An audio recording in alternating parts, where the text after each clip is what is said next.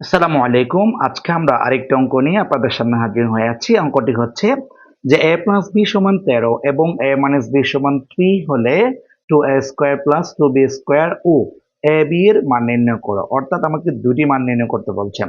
তো আমি এক নাম্বার দিয়ে প্রথমত আমরা লিখব 2a square plus 2b square এটার মান কত।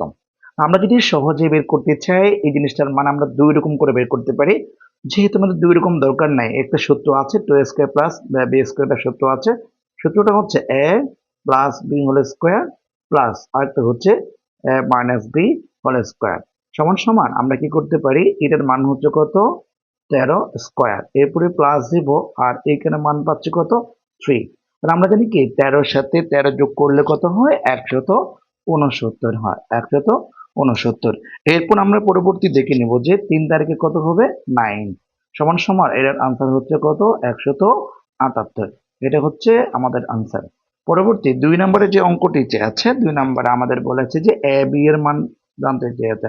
তো আমরা জানি কি এ বি এর একটা সূত্র আছে 2a, এই যে এখানে বলছে a plus B by 2 whole square minus আর একটা হচ্ছে a minus B by 2 whole square.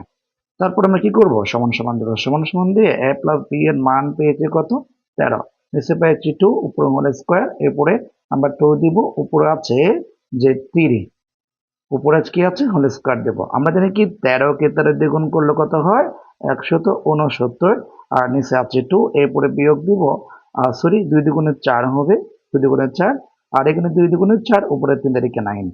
তারপর আমরা কি করতে পারি লব্য লসাগু থেকে যেহেতু 4 আছে আমরা 4 বসাবো। তারপর এদিকে আছে কত 169, এদিকে আছে 9।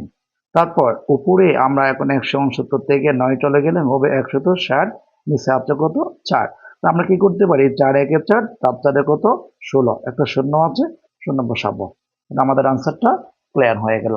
আসসালামু আলাইকুম ওয়া রাহমাতুল্লাহ।